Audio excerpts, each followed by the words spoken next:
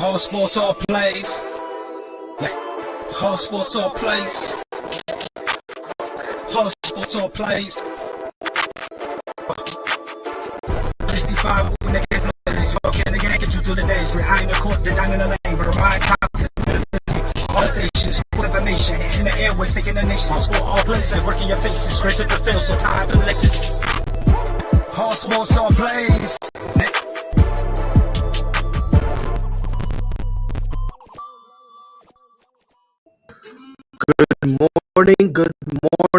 Good morning. It is June 21st. Welcome to ASAP in the Morning. It is your boy Pride. I'm joined by Dustin and Jonathan. Dustin, how you feeling today, my guy? Tired, but happy to be here with you, Pride. I'm glad you were able to make some time for me. I appreciate it. Jonathan, how you doing this morning? Hey, good morning. What's up, fellas? I'm doing great. Glad to be back on. Yes, sir. Yes, sir. Yes, sir. So we have a lot to talk about. So let's dive right into it. The first thing, and I never thought in my long-legged life, in my lifespan, I've never thought I would say this. The Mets are good. Holy wow. The Mets are good. They can actually play baseball. Right now, leading the division, they're 5.5 games. I believe the Braves are in second place. Here's a question I want to pose to you, because there's been multiple times where we've seen a team, they get off to a hot start, people start to believe in them, and then all of a sudden they fall apart. Dustin, let me start with you. Right now, the Mets and they've played quality teams. They played a lot of teams over 500, if that matters to you at all. 45-24. Dustin, is this Mets team legit? They are legit for two reasons. Reason number one is they have a competent manager in Buck Showalter who knows exactly what he's doing. And if you remember back when he was in Baltimore, he made Baltimore relevant. It was the last time the Baltimore Orioles were in the playoffs. It was the last time they were consistently competing for that AL East title, and that's when they had Buck Showalter there. So Buck Showalter obviously knows what he's doing. The other reason why they are legit, they are 45-24 without Jacob deGrom, and with Max Scherzer also missing 4 or 5 starts. Mm-hmm. You add both of those guys into the mix, they're going to be competing with the Yankees for the best record in baseball. Because Max Scherzer and Jacob deGrom are 2 of the top 4 starters in Major League Baseball, and those 2 were supposed to anchor the staff this year. And here, Jacob deGrom's not going to pitch all year. Max Scherzer already missed some time this year, and now they traded for a guy named Chris Bassett from Oakland that not a lot of people know about.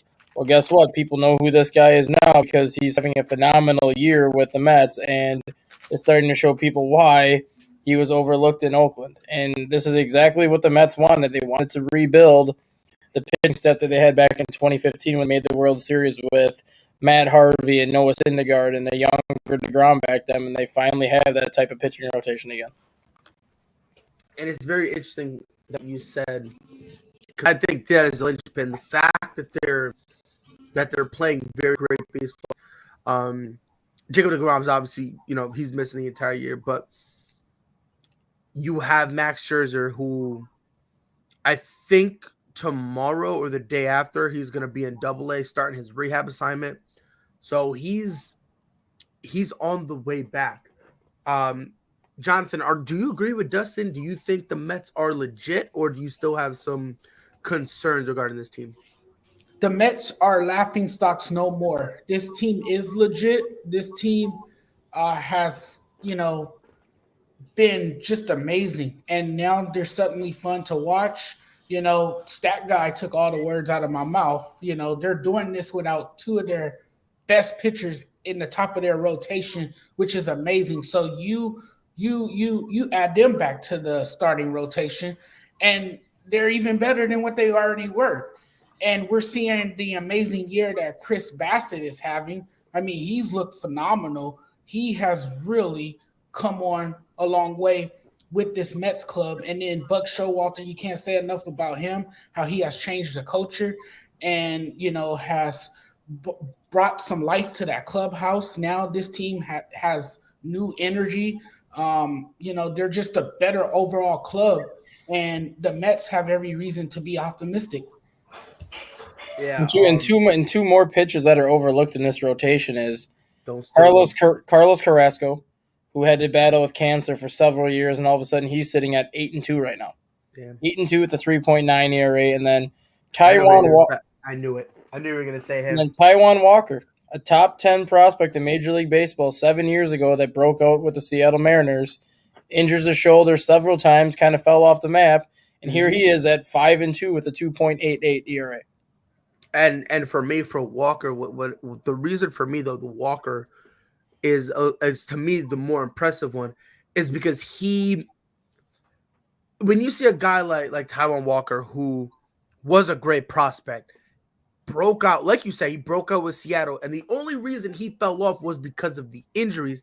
You see that guy desperate to try to force himself to reclaim that reputation he once had. He's not doing that. He's just going out there and is like, "Hey, yo, if you need just 6 innings from me, I'll give you 6, and I'll leave, and I won't complain at all. I won't yell, I won't kick, I won't scream, nothing." And that's something about this entire pitching staff. They all know themselves. And I think that's something that's very important. You don't see guys trying to do, and the same thing offensively as well. Like, everyone pretty much does what they're supposed to do. You really only have, in terms of superstar bats, you have 2 in Francisco Lindor and Pete Alonso. And then everyone else, they understand, hey, look, we're good bats too. You know what I mean? All we really want to do is just get on base, go base. They're basically playing smart baseball. They're doing the opposite of what the Yankees did last year, where the Yankees just wanted to hit home runs every at bat. Here, they're like, they're Sterling Martes of the world, your Jeff McNeil's of the world. Look, just get on base. That's it. Just get on base. And you too, the Francisco Lindor, just get on base. Then we'll get into Pete Alonso of the world. We'll get the heavy hitters to bring you guys in. Ronald, how are you doing today, my guy? Hey, how you been, my guy? I've been good. I was on a sabbatical. I had a whole midlife crisis like I'm Kyrie. I shaved my head. Okay? So I'm on a midlife crisis, bro. I'm on an entire midlife crisis right now, my guy. We're going to have to keep you lifted up, brother, man. Your precious, beautiful hair is all gone. I know. Give it 3 months. You're going to be telling me to cut it again. But honestly, likewise, Ron, it's great to see you, brother. But, I mean, for me, I think the Mets are legit. Now, I'm not going to go as far and say that New York is now Mets City. I'm not going to go that far. I think the Mets still have some work to do. But I do think that if you were to sit here and say that the Mets, in my opinion, the Mets should be one of the favorites to make the World Series. I don't think me saying that is anything too crazy, especially considering how great they are. You still got Max Scherzer on the way. And again, when Max Scherzer was playing, or when he was pitching for this team, he was still dominating. So you got help on the way. Your offense is clicking, like, effortlessly. Same thing with your pitching. I can't remember which one of you guys said it, but Buck Showalter is having complete control of this club, making sure nothing goes wrong. He's making sure he makes the proper adjustments. Every time he puts a pitcher out there, he understands what their strength and what their weaknesses are, which is very hard to do when you're with a new team for the first time. Sometimes it's not really easy to do that stuff. He's able to know what they're good at, what they're best at. And he basically goes, okay, I know after 7 innings, you're not going to be good, but I know you can give me 8. I know the look in your eye. If you give up a home run and you look defeated, no matter what inning it is, that means it's time for you to get out. And Buck Showalter doing that, I honestly think that's one of the major keys for this Mets team. The fact that you got a guy, Buck Showalter, who can just be plugged into any team and within months, all of a sudden know the guys to the point that he knows when to take them out. He knows when to leave them in. There's a lot of guys like he doesn't do what Tampa Bay did a couple years ago when they lost the World Series because they're overly relying on analytics. Buck Showalter doesn't do that. He walks up to you, looks you in your eye, and goes, "How you feeling?" And he knows if you're lying. If you go, I'm good, he'll go, all right, head over to the dugout. And he calls for help out of the bullpen, which is very, very impressive. Another team I want to get into. And the other scary part about the Mets too is what people don't realize. Francisco Lindor, before he came to New York, was a 312 hitter. Mm-hmm. He hit a 227 last year, and he's hitting a 243 this year. Mm-hmm. They have yet to get the Francisco Lindor that they were expecting, and all of a sudden, if he starts to come around and start to give you the Francisco Lindor that everyone expected, you pair him with Pete Alonso in the middle of that lineup. Then you got Jeff McNeil, who's hitting a 323. You have Starling Marte, who's hitting a 290. Matt Canada and all those pieces. The Mets all of a sudden become a team that has no holes. And honestly, and the holes that they have now, frankly, is just something that you just need Lindor to snap out of it. That's it. So it's not like you had to go make a move. It's just letting him get out of this rut. Because every great player gets in a rut. As soon as he gets out of this rut, it's gonna be very fun to watch this team. It's gonna be very difficult to beat this Mets team because they have the complete package to win it all. They really do. They really do. So it's gonna be honestly, like this is one team I've been keeping my eye on because, like I said, I believe in them. I believe in that. Now, I don't think they're winning it this year, but they I do beat think my Dodgers in a 7-game series easily. You said what? They would beat my Dodgers in a 7-game series easily. I don't know about that. I think so. Maybe. Well, with Max Scherzer coming back, Well, you have to look at the Mets situation too, knowing that they don't have Jake DeGrom. If they get those guys back, you can bet they're going to trade for a frontline starter to replace DeGrom for the playoff run. Oh, yeah. So now then that brings into the question, let's just say, I'm trying to think of a team, for example, they could take. Let's just say they go and get Oakland's other pitcher, Frankie Montas, who's the only pitcher left in Oakland. Let's just say they plug Frankie Montas away from Oakland and pair him back with Bassett, and then all of a sudden DeGrom comes back next year because Montas still has 1 year left on his contract. Your rotation is going to be Jacob DeGrom, Max Scherzer, Frankie Montas, Chris Bassett, Taijuan Walker, and Carlos Carrasco. Name one team that would be able to beat them in the 7-game series when literally their top 4 guys are 15-plus game winners and the other 2 guys are going to give you 12 to 13 wins. I don't know a team that can, counter that.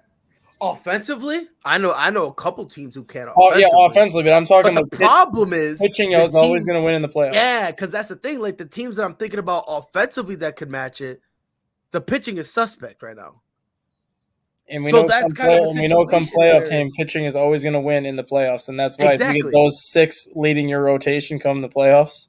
Right. So that's kind of why for me, like offensively, I do see something. Now I'm not saying that the teams I'm thinking about are going to put up 15 on the Mets. That's not what I'm saying. But I think like 4 to 5. But then, like I said, the teams that I'm thinking of, they'll give up 5 to 6 because their pitching isn't that great either. So in a 7, wow. I hope they get Frankie Montas now. Now I'm kind of hoping that. Because I feel bad for the Mets. The Mets have been a laughingstock for a while. They've been horrible. It was always horrible decisions from management. And now all of a sudden they know what they're doing. Yeah, and we want to talk about the Mets pitching as like overall and how good the Mets pitching is. As a team, the Mets are hitting a 261, which is tied for first in baseball. Mm-hmm. What a time to be alive. If you're the real deal right now. Yep. If you're a Mets fan, this is what you were waiting for. Another team I want to talk about that, in my opinion, I've been very disappointed in. And that's the Toronto Blue Jays. A lot of people thought, me included, that this Toronto Blue Jays team, I thought they would have been the first team to 50 wins. I had high expectations for this team. I thought they were going to win the AL East. I thought they were going to be where the Yankees are now. And I know a lot of people felt that way. So, Jonathan, let me start with you. For the people who thought like me, because I'm not sure if you felt the same way or not, but just in case, for the people who thought like me, Is it fair to say that we put a little too much stock in the Blue Jays hype or what we justified at the time? And is it possible that the Toronto Blue Jays aren't as great as a team as everyone hopes they could be? I mean, it's always that one team that we look at before the regular season gets started. And it's always that one team that we're pulling for because we see the makeup of that team. We see how they're constructed. We see how they're built. We see the hitters that they have. We see that they have a generational talent in Vladdy Jr., a guy who I hyped up uh, early in the season because he was off to a tear. Remember, he was on an offensive tear and he was putting up ridiculous numbers. And I even wrote an article about it, how special it was and how good the Blue Jays looked. But the Blue Jays, they went out in the offseason, they retooled, they got better. So yes, this team was favorites to possibly win the AL East because of who they have on their roster. When you look at their roster, it's not a bad roster, but it's still a young team. It's still a young team. They're still going to need time to grow, to come together as a team. And once they do, they'll be a legitimate threat in the AL East. And, there's definitely a bright future ahead for the Blue Jays. But yes, I think we spoke too soon about them and we spoke highly of them. And early on, to answer your question, Pride, it was justifiable, because again, how this team looked coming into the regular season. So I have the Blue Jays up there as well. I like I like their rotation. I like Vladdy. I think he's one hell of a hitter. It just hasn't gone the way most people thought it would go for the Blue Jays early on. First of all, Chris, what up, my guy? How you feeling? All right, how's it going, guys? I'm great. I'm here so I don't get fined. To quote the great Marshawn Lynch. Chris, the Blue Jays. I don't know if you heard me go on my whole spiel, but I thought they were gonna be one of the top teams in baseball. 38-29. They're 12 behind. They're 12 games behind the Yankees in terms of the AL East. Are you disappointed that Toronto is in second place? Are you disappointed in their record? Did you kind of see this coming? Like, what are your thoughts on Toronto kind of selling, the people like me that believed in them? I am kind of disappointed. I thought Toronto would be doing better than what they are. I mean, they have the hitting lineup, and their pitching is not bad. They have a 3.91 team ERA, so it's not like their pitching has been terrible. But they just haven't been able to put it together. They killed me last night. I picked them to beat the White Sox, and they got killed by the White Sox last night. But I mean, with Vladdy and everybody they have, you would have thought that they would have a better record than what they have. They should be more than just 2 games over 5 or what, a game over 500 now. So I don't know. Maybe they'll pick it up, but I mean, with their pitching only being 3.91 ERA, I figured they'd have a better record than they have. But yeah, I feel like they've been a disappointing team this year as well. So, Dustin,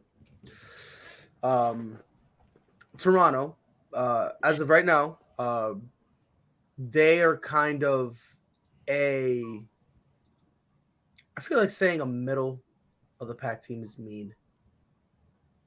I feel like that's mean, but that's kind of how they've been playing. But as a team, they have a batting average of 254. And in terms of pitching, they have an ERA, like Chris said, 3.96. So, Dustin, is there something you think the Blue Jays can do to fix themselves? Do you think it's a situation where it's like the Mets, where all you need to do, there's no trade, just got to have certain players kind of snap out of it? Do you think that the Toronto Blue Jays need to make some moves in terms of pitching or the lineup? You think some rotational moves need to be made? What would you do, Dustin? Or would you leave everything the same and ride it out? What would you do right now if you were in control of the Toronto Blue Jays? You have to leave everything the way it is and write it out. For one, because nobody expected the Yankees to get off to the start they got off to. There's not a person in baseball that expected the Yankees pitching to be where it is. There's not a person in baseball that expected him to be the first team to 50 wins. Yes, they have the offense that can do it, but their pitching has never been as good as it is right now. So the fact that the Yankees got off to the hot start that they've gotten off to, you got to tip your hat to Aaron Boone and the job that he's done with that team to get them where they got them. But I kind of put them in the same conversation as Tennessee baseball for the NCAA tournament, where Tennessee just cakewalked through the regular season schedule, cakewalked through their regional, and then lost to Notre Dame in the super regional. It doesn't matter the kind of start the Yankees get off to if they can't finish. The thing with Toronto, though, yes, they have all the offensive pieces that are going to do damage. Offensively is not the problem for Toronto. It's the pitching. And that 3.97 ERA is very deceiving, and I'm going to tell you why. Alek Manoah is their best starting pitcher. He's a 24-year-old who is 8-2 with a 2.0 ERA. Their big offseason signing in Kevin Gausman is 5-6, so record-wise he has not been great, but his ERA is a 3.21. Very solid ERA between those two. Here's the rest of the Blue Jays starting rotation. Jose Barrios, 5.11 ERA. Yusei Kikuchi, another big offseason acquisition, 4.97 ERA.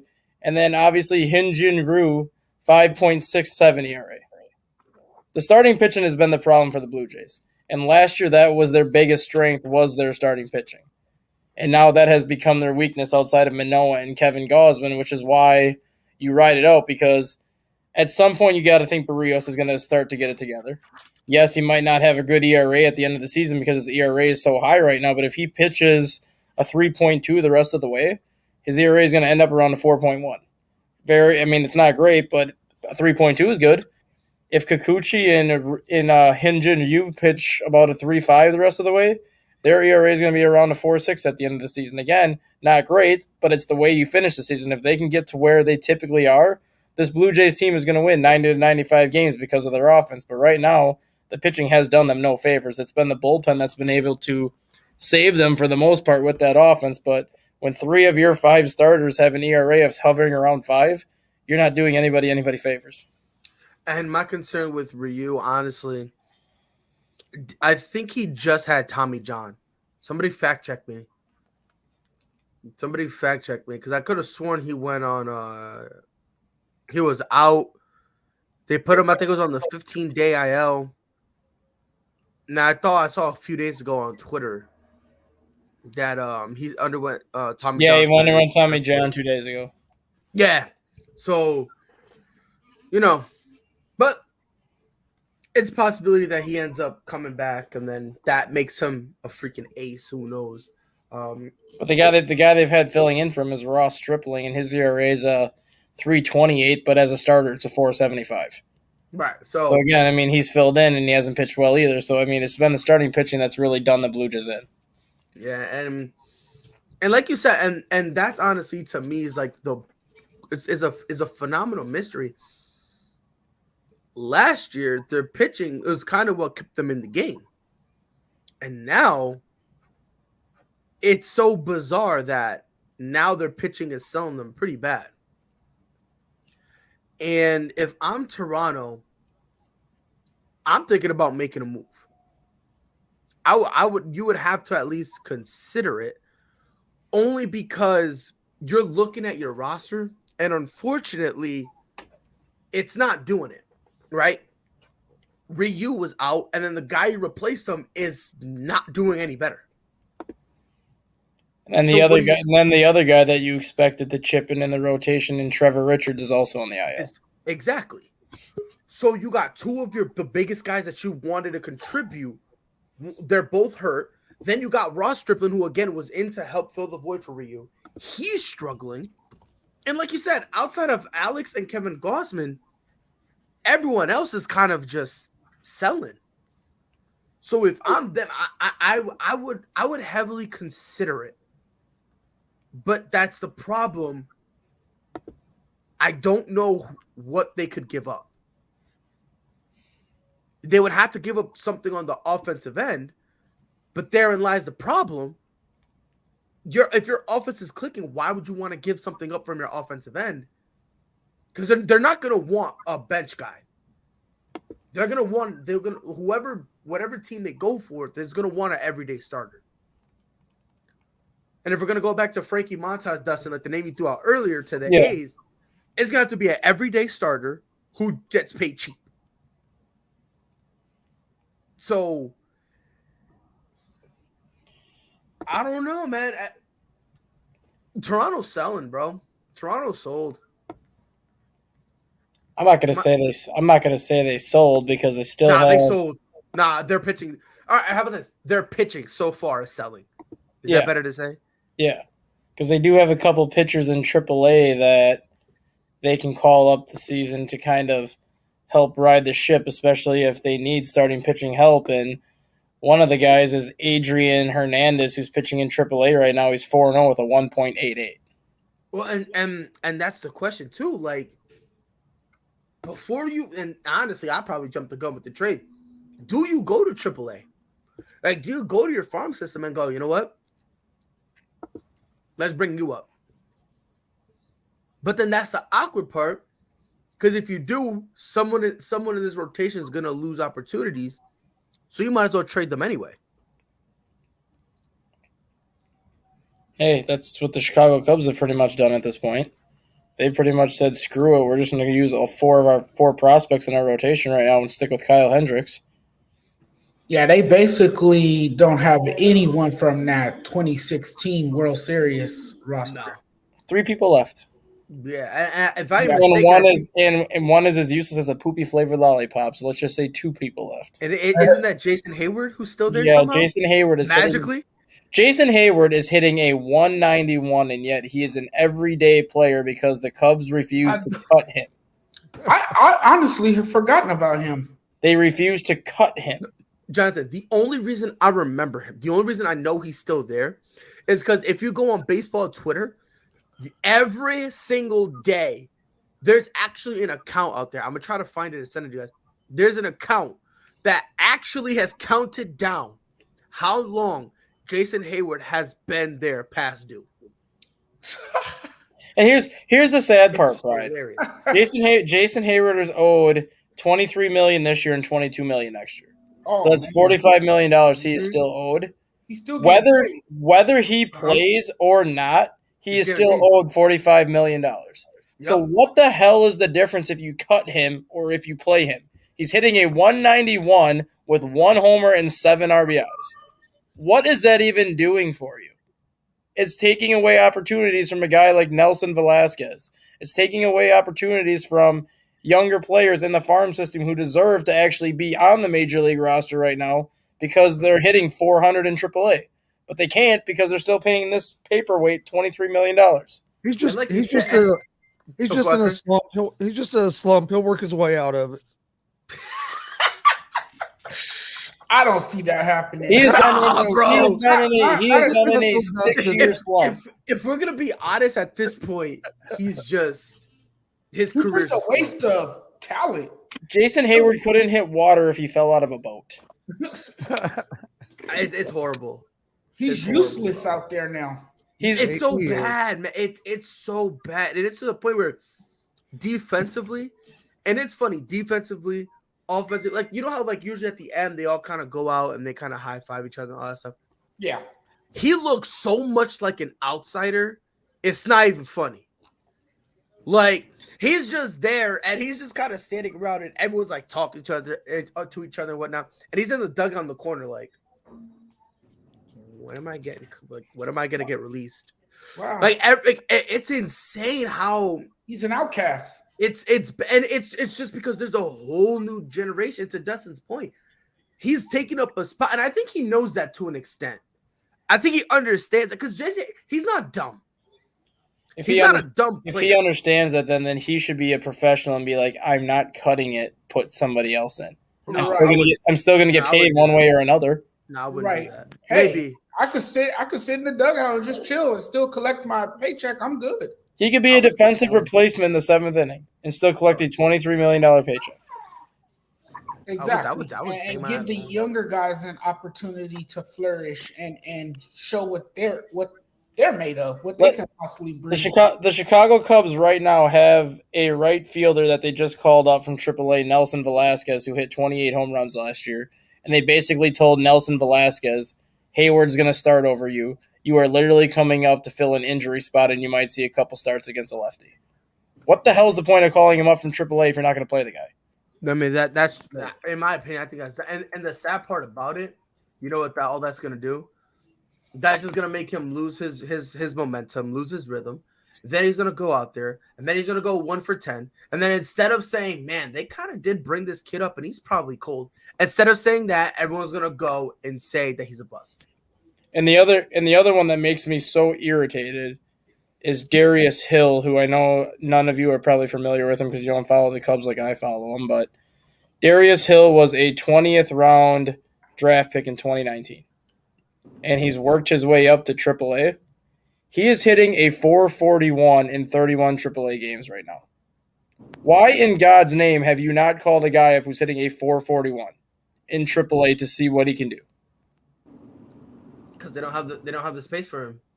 It's because Hayward is there. He plays right field and center field, and he's hitting a 441. You gotta stop hating on Hayward, bro. You gotta stop hating on him, bro. Well, I mean, if you're not producing, it's time to try something different. Yeah, but and he's that's the not manager. producing.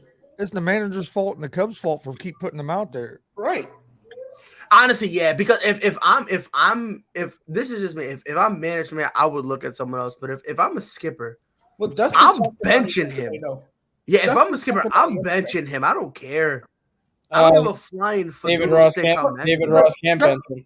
Dustin Why? talked about it yesterday because he's a puppet. Jed Hoyer's already told David Ross he has to start Jason Hayward. Yeah, Fire me then. What? I'm benching David, him. like David David Ross Bowles is a said. puppet. David Ross literally has no control over this team. He has no control who gets called up from AAA. He has no control over who gets sent down to AAA. He is literally a puppet that they brought in, knowing that this team was about to go through a rebuild, and they knew that they were not going to be able to get any other quality manager to take this job. So by bringing in David Ross, it's basically a lose-lose situation for him because if the team struggles, he's going to have a hard time getting another managerial job, and at the same time, the Cubs can look at it like, whatever, we can just use you as a puppet, do what we want to do, and you're going to be the scapegoat when we start doing well and we fire you. And I don't think Ross would be a bad manager if they would He wouldn't be. allow him to have control. The first 130 games as a manager, he was, I think, 70 and 45. Mm-hmm. No, 70 and whatever it is, 755 or whatever. So he was actually very good at his first 140 games as a manager. And then they started making the trades to get rid of Baez and Bryant and Rizzo. And since they got rid of those guys, he's 50 games under 500. And I don't mind them. You know, my thing is that if you're gonna move on from those guys, fine. It is what it is. That that doesn't bother me. But like, if here's the part that kind of blows my mind when it comes to the Cubs. You get rid of Chris Bryant. You get rid of Anthony Rizzo. You get rid of Javier. Then, with a straight face, you look at a camera and say, Jason Hayward can still contribute to this team. And then with a straight face, your general manager looks at the camera and says, "We're not rebuilding. We're retooling." Like what? You gotta love it, man. You gotta love it. Hopefully they get it. Chicago sounds like a straight dumpster fire. Bro, it's insane, bro. Ron, did you call them a dumpster fire? You're putting it lightly. Bro, in terms of baseball, bro, it might be a dumpster fire in basketball pretty soon. It's a freaking landfill at Wrigley Field right now because nobody in that organization knows what the hell direction they want to go. That's insane. And you have an owner who's already made it perfectly clear to the public that he doesn't care to win. And he even admitted it when he bought the team because his dad never wanted to buy a baseball team. Why did they acquire the baseball team? Because the chairman said, win or lose, fans are going to come to this ballpark and you are going to make money. But now you're robbing the fans. They have the most expensive ticket prices in Major League Baseball. And they have the type of product they are putting on the field because the owner knows regardless of the product, they're still going to make money. He could care less if they win another World Series. He could care less if they ever make the playoffs again, but he's still going to make money. They're committing consumers fraud. Yep, basically. He doesn't care about anything but the money that he brings in. That's why he spent $600 million building a hotel across the street. That's why he spent another $50 million putting a Caesars Sportsbook in Wrigley Field. That's why he spent all this money building these amenities around Wrigley Field because he knows he's going to make money off of it. He doesn't care what product is on the field because he knows he's making money off of the product one way or another. Oh my God! Can you guys talk about something other than the freaking Cubs? I mean, you could leave. Damn. You could leave. Jesus. But you could leave. Shut your bald ass up. So is he All right, tanking? I'm both by choice. You have no choice. You had a choice. You just want to make the fans happy. I would have been an asshole and been like, nah, the hell with the fans. I'm staying my hair. And that's fine. And that's fine. You want to know what else is asshole? God for giving you a patchy beard. What else? What else? Straight what up, else? that's true. That's true. All He right, is an asshole. Rob, what do you do, baby? How you feeling? Ooh, yeah, it feels good to be back. Now I'm just playing. What's up, y'all? How y'all feeling, man? I was letting y'all get y'all baseball talk out the way. You guys are experts and know what you're talking about. You made it sound exciting. Rob, we're gonna get you into baseball, bro. We're gonna make you love the Chicago White Sox a little bit more. It's all right. I saw they won yesterday, so Me and Frankie, we're gonna tie you down, right, to a chair. And then we're gonna keep your eyes open, and we're gonna put the MLB Network. Nope. And that's it. All And that's day. all Look, I got a All better day. I got You're a better trying to kill solution. me. You're trying to I got kill a better me. solution, Rob. I'm gonna drive to Chicago. I'm gonna pick you up. We're gonna make the 4-hour drive to Iowa, and we're gonna watch the Cubs versus the Reds at the Field of Dreams. Oh my God, that's amazing. Bro. That's amazing. See, If the you Field build of it, Dreams. I would love to Bro. go to that Field of Dreams Bro. game. That'd be awesome. That's amazing. If you There- build it, Yeah, I would love to experience that. Now they picked the two worst teams to do it, but the actual Field of Dreams is still. Yeah, last Very. year was legit. White Sox versus Yankees, and the White Sox with a home run at the end. That was a pretty good game. Well, I saw it. This is when they like walked out of the bushes and stuff like that. Yeah, because Yeah. where the home run is, that's a maze. Yeah. Yeah, can he hit actually it right play. at the maze. You know, it's funny. There was Frankie. It was funny because some of the Yankees players came out and they were like, "Yeah, I don't know if we want to do this again." They asked why. They were like, "We got lost." Like Yeah, some of us, bro. they're like some of us got lost and we're like screaming for help.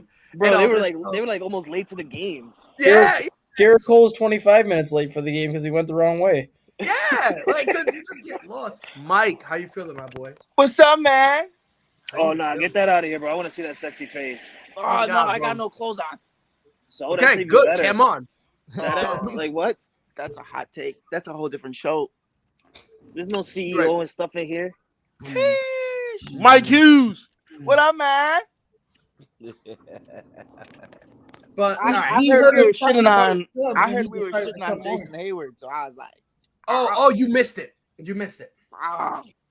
You Go literally ahead, missed say it. what you gotta say. Say what you gotta say about Jason Hayward. So I'll give you an I opportunity. I just wanted to say, like, to Pride's point, it wasn't that anybody sat there and they were like, "Yo, we'll keep Jason and trade everyone else." It was more so, God damn it, no one else wants Jason, and we can't eat that money. So Jason's just kind of here, you know. That's it. And no one sat there and was like, "No, yeah, out of the entire core, keep Jason." And by the way, for all of you non-baseball fans, I'm gonna break it down for you the easiest way possible. Jason Hayward staying. I'm gonna explain to you.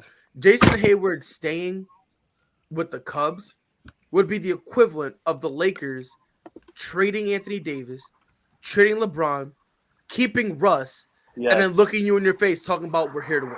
Yeah, Yes, 100%. definitely, That's definitely. what it is. It's like when your mom forces you to play with that kid down the street that nobody likes. It's kind of like that. It's like, Yep. you know he's not a part of the group, but you kind of just gotta suck one up for the team for a couple. You have to years. because if you don't, you get yelled at when you get Hey, home. look, this is your reaction. Yep. 100%. It's like that last. It's like that last person. You're the team captain, and it's the last person that you got to pick, and you don't want to pick him. You're like, just go to the other team. But I can use that I guy. will say this though, Pride. In all seriousness, though, I know we're in a direction right now, Frankie, and you're I'm nuts. biased because I'm friends with a few of these guys in AAA.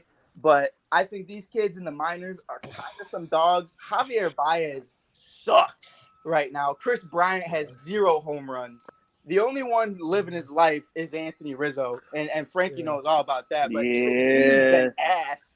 I mean, if he wasn't on the Yankees, he's just a guy batting 190. It's pretty bad. So I'm not even tripping about it, to be honest. I'm just more tripping about the fact that Jack kept Jason Hayward. That's just, and I'm not even a Cubs fan. Oh, it's just too much money to drop, bro. Like you drop it. You drop it. Yeah, Mike, you gotta drop that. You gotta eat that money. He's getting paid one way or another. If you're not gonna produce, just eat it. No, I'm saying you're you're a cheap ass owner. You're not gonna drop it. You know, like that's just Mike's, what it is. Because like Mike's not a Yankee fan. Yeah, now the problem I have, Mike, is they called up Nelson. They called up Nelson Velasquez to do what? Not play. What the hell's the point of it? It's not even ready. All that kid does is hit home runs. He doesn't do anything else. Then why don't we call up Darius Hill, who's hitting a 440 in Iowa? Let's see what he can do. Man, I'm starting to heat. Mike Hughes is a Yankee fan. He proved it yesterday. Hey, listen. I go where Riz follows. Hey, we accept you, baby. By the way, hold on real quick. Isn't it sister's birthday today? Yes, sir. First of all, happy birthday, sis. The only Lakers fan who abandoned ship and was a Golden State fan. Was she at the parade? Damn, disrespect. I'm saying all this stuff. I'm saying all this stuff because she's not here, so she won't kill me. You feel me? So I'm in a safe space, so I feel like I can say this. I mean, at least she went to the parade. Where Rob Scott, Mr. Steph Curry follower, didn't go to the parade, or Mike Hughes, Mr. Klay Thompson follower, they didn't go to the parade. That's because I was earning a check. I appreciate that, Frankie. Mike, all those people were earning checks on Juneteenth. Mike. Yeah, I unfortunately had to work on Juneteenth. Mike. As you very well saw, because I was taking a flight back home. Yesterday. That wasn't work. That wasn't work, bro. That wasn't vacation. Yeah, because I didn't get to do anything but go to the convention center and then go back to the hotel. Stop, Rob. Stop, Rob. I was with some bad bitches, so I don't even want to hear that. We seen the smile you had with Vivica Fox, Mr. Hey, don't get mad because I work in places where Vivica Fox and Mercedes from P Valley shows up. I'm just saying, Mike, hold on, Mike. Yes, sir. Remember when you said Klay Thompson was going to be MVP? Remember top 75? Yeah, I'm asking. Hey, remember when Damian Lillard was on the top 75 for just being here? Remember that? I think you could make an argument he deserved it. Hey, that's all I got to say. What? Oh, my God. Now he's stealing Steph Curry's. I don't get it. You tired? He talking about, I'll get it. You tired? Listen here, Hector. Leave me alone. Oh.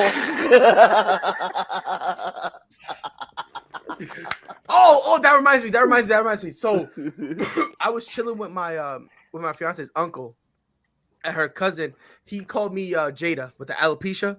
I thought that was the best one. I thought I was gonna give him props. So it was funny and it was crazy. Where was Will? Will was lurking around the corner. And this kid committed because at 3:00 in the morning, I'm knocked out. This kid sends me a link to Amazon. I wake up this morning and I click it, and he sent me a link to Amazon for alopecia lotion. This kid committed. Swear to God, like this kid committed. He's one of a kind. That kid is one of a freaking kind. So, hey Frankie, why you hating? I hope you prepared for another Golden State parade next year. I'm calling it now. Well, I'm calling it now. So Hold people on. don't get it misconstrued. Time out. I'm gonna correct you, sir. Nobody's hating, all right, because I picked the Warriors to win the finals. All right. Yeah. You picked the Warriors, but you were sounding awfully a lot like a Boston fan. Nah, the way because you defended Boston. No, he was doing that to piss Jay off. I know it. He was doing that to piss Jay off. That's what it was. One, yes. But it's also I'll back him up on that. Nah, but it's also like Pride was dealing with some like heat throughout the entire literally we have about 30 people in our group chat and he was getting heat from at least 28 of them. I'm gonna tell you like this. Pride, you my man's $100 grand. You stood 10 toes down on Boston. 100%. And I respect that, bro. 100%. I'm not Ron. You guys are forgetting. You guys I'm not Ron who's a Philly fan today, Hawks fan tomorrow. Yesterday was Get a off my Heat man, fan. bro. And I like that now. I like that now. You feel me? I'm 10 toes deep on the Boston Celtics. Nah, but I even like me and Pride talked about that earlier in the season too, and I feel like now he kind of gets where I was coming from with it. It's not even just the network; it's everybody, bro. If it's not somebody who belongs in the finals or quote unquote belongs in the finals, everybody's tight about it. Like when the Bulls were in first place in the first half of the season, everybody was tight. Everybody was heated. And it's like now Boston's starting to feel that, and it's like that's exactly how I thought. I was like, can't y'all just be happy? Can't y'all just be happy we're here? But nah, here comes Ron. Here comes Ron, still upset because Kobe busted AI's ass, and it's like Facts. Talking about going to other teams like y'all should trade this superstar mega player when y'all should trade Joel Embiid. Bum ass. Let me stop. He ain't a bum, but y'all should trade Joel Embiid. I mean, honestly, I would consider it if they can't get another guard that they can believe in. Then I would consider it. I need an IT person to come No, look they at my should computer, trade Joel bro. to the Heat for Bam and Tyler Hero. Stop. Wait, hold on, wait. What you want to be? Ron? What you want to be Repeat that, last Ron? place in the East? What the Stop. hell? That makes no sense. Ron, repeat that. why would you even say that? He said, okay, Ron, let me just make sure. Everybody you giving him the saying heat now. you want them to trade Embiid, or are you saying if Embiid gets traded, that would be the best thing you can get for him? No, he said they should. No, I don't know. I feel like Joel Embiid wants to play with Jimmy Buckets. That's not what I'm saying. That's not what I said. Don't pull a Freddie, Ron. I Are feel you like that telling- would be the best. Yeah, there's no other better big man that they could get to replace Joel. Bam is not a big man. Bam's a bitch. Bam Oh, is he's soft. definitely a bitch. Bam He's is not a soft. big man. He's He's like Draymond. Bam folds when he plays against bigger and better bigs. He doesn't do good against physicality at all. Right. Because, bro, I weigh more than him. What are we talking about? They play him at 5, and he's not a 5. He's gonna cry once Because Doc every River time gets in his face. Anytime he plays a legitimate 5, every big man outplays him. that's what I'm saying. That I've been saying this forever. Bam is not a 4. Every time people be saying, "Oh yeah, he's a top 5 center," I'm like, "All right, your list is out the window. He's not a center." You That's should like trade. He'll you should dominate trade for against Rudy. people smaller than him, though. He'll dominate against people smaller. But when someone matches his size and physicality, he struggles. He struggles. Yeah. Yeah, he struggles. He's a small ball. That's been an issue for him throughout his career in the NBA. Yeah, Ron, you said small ball. Ron, you telling me you'll trade Joel Embiid for Bam and play small ball? I wouldn't be mad at that if I was a Sixers fan. Bam, I'd be mad as hell if I got Tyler Hero. Yeah, you would. Bro, wait. Okay, I thought you were speaking on behalf of liking the Heat, but you're saying for a Sixers fan, trading Joel Embiid is good. Rob, hold on, Rob. Ron, let me see. That's not what I'm saying. Yeah, Ron. Ron, let me try to break down what you said, because I think I know what you mean. And I'm gonna try to break it down, and you let me know if I'm wrong. I think what he means is, when you trade a superstar, you're never gonna get the same. You're always gonna get, like, for example, remember when the Spurs wanted to trade Kawhi Leonard? It started with Marcus Smart, Jaylen Brown, and Jason Tatum, and then they ended up with who? Cares, right? Like, they ended up just having to settle. Yeah. So I feel like that's where Ron's coming from. We're like, we're not gonna be able to go get a Karl Anthony Towns. We're not gonna be able to get a Jokic. We're not going to be able to get a top guy. And since it's a superstar, we're going to lose.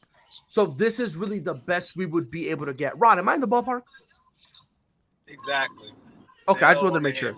Ron didn't even so you want Bam. So you exactly. Before we continue, Dustin, I know you got to go, my guy. That's good. Back on. Go get some rest, my guy. Get some rest, bro. 1 p.m. is the game, Jonathan.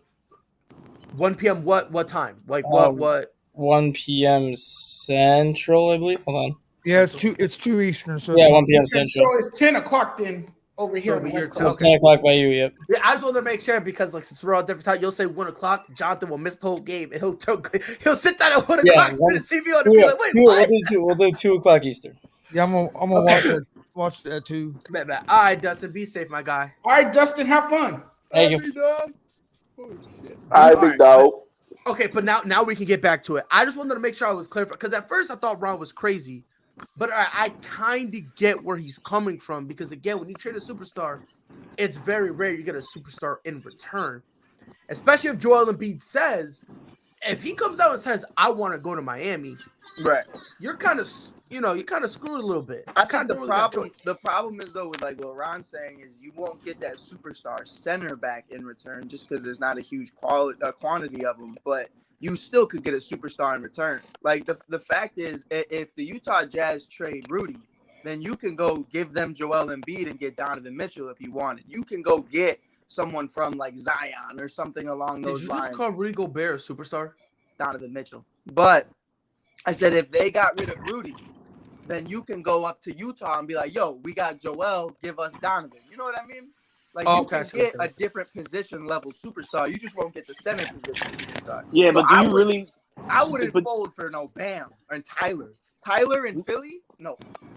Mike, but do you really think if they were to get Rudy, that Donovan Mitchell will want to go back and play with him? Because we're seeing that chemistry that they don't want to. No, he meant like if they trade Rudy elsewhere. Like for instance, if they were to trade Rudy Gobert to Chicago. Don't say that.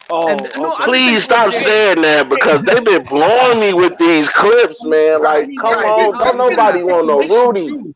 That's why I said I mean, hey, you know what? Rudy is not going to give you a lot of points, but he's going to be a solid rim protector. Rudy's trash. Hey, he is trash. I'm not going to lie, he is. But Rob, why you even care? Rob? He'll give you a few. Because I still love the Bulls. I stopped caring about what you think a long time ago. Like when it comes to Frankie thoughts, I'm like The Rock. It's like who matters? It doesn't matter what Frankie thinks. You're gonna hear it. You wanna know why? Because you're making no sense. You're over here already. The season just ended. And you're already saying that the Golden State Warriors are going to win the championship next year. They are going to win the championship again. Okay, that don't mean I don't care about the sanity of my team right now. Okay, stop screaming in the mic. You sound like Freddie and Jay at the same time. So now you're saying the Warriors, the season just ended, but the Warriors are going to win the championship next year. But you're upset because the Bulls can't get Rudy Gobert. Yeah, I don't want to see Rudy in Chicago. I don't want to see Gobert and I don't want to see Gobert in the Shy. I'm getting really confused with your life right now. Well, stop watching me. I'm gonna continue watching you. Stop watching me. Stop watching me. Because you're a confusion to the sports nation world. Like, I'm not a confusion at all. Steph Curry is my favorite player. Chicago is my favorite team. What's more? Why are you confused about that? You're so confused. You stuttering. So Steph Curry, you guys are hearing this, right? Steph Curry's his favorite player, but his favorite team. But yet he's picking the Warriors to win next year's championship. Because they have the best player in the NBA right now, which is Steph Curry. Oh my God. Oh my God. That was me in the 90s though. I loved Michael Jordan, but I was a Laker fan. I don't know why is that so confusing? Hold on, Rob. I want to talk. Steph Curry, the best player in the to NBA. Me. Okay, I'm gonna say to me, Pride, because I don't want to argue with you. I'm thinking about that. Like, I think it's valid. You think that's valid? I think it's valid. Who's proven otherwise? Giannis not still up there for you? Giannis is like Curry should be at least in the conversation. I know. Don't get it twisted. I know he's in the conversation, but my thing is like, don't get it twisted. He had a phenomenal playoffs, but like, I'm just looking at what Steph was able to do against the Celtics is what Giannis, KD, and even a little bit of Jimmy couldn't do. Steph, he went out there and did his thing against the best defensive team in the league. He still averaged his points. He shot over 50%. He got back to that three-point assassin we know to love. Steph Curry proved himself. I think you got to look at who he bodied, too. He bodied Jokic. He bodied the defensive player of the year. He bodied Jason Tatum. He bodied Luka Doncic. He bodied all those. And I even look at it, you could say the same for Tatum, too. That's why I have Tatum sniffing in the top 10 right now, is because you bodied KD, you bodied Jimmy, you bodied all these dogs to get to the finals. Hold on, Mike, to even add to what you said, not only did Jason Tatum body KD, he stopped him from scoring. Yeah, like that's where it's like. He stopped him from scoring, and they couldn't stop Steph. you got to look at it from both. I mean, well, Tatum wasn't gonna. That's where Marcus kind of belongs in that threshold, but that's a whole different conversation. But I kept saying this, and nobody wanted to listen. With the Celtics defense, they are great when it comes to players that play ISO ball. But it's gonna be hard because Steph doesn't stop moving. He doesn't stop moving. So as a team, you're gonna get yourself in trouble doing all this switching because of the fact that Steph doesn't stop moving. They should have just wore sandals. Hear me out, Pride. If the entire Boston Celtics just painted their toenails and wore sandals, Steph Curry's got that feet fetish. You know, you'd probably be able to distract him. My question: didn't your team lose in the first round in 5? Yeah, my team's ass. All right, so respect. Respeto, porque I was just giving the. I like it as slander. No, because you're doing what Rob is doing. You do what Rob is doing. I just gave Jason Tatum love. But then what'd you do after that? What? Oh yeah, they painted their toenails. That's not what we're doing. I didn't do nothing. This is not a situation where you can give us a compliment and then you get an insult in return. That you it was more of a shot at Steph Curry than anything, but it is what it is. Cook. All right, Aisha can't cook. What are we talking about? I just like the fact that Price said Mike did your team because he could have easily went, yo, Mike, didn't your and Rob's team lose? But no, he said Mike's because he knows that Rob's not. I understand, Brian. I got what fan of Rob is. I'm going to need him to submit it to me in writing so that way if I can have any confusion, I can look and go, okay, boom, that's what it is. I got you. Fax that over, Rob. Yeah, I got you. That's all I want. I got you. Hey, Pride, what's your email address? Put it in there. I'll submit it to you in writing and get it notarized as well.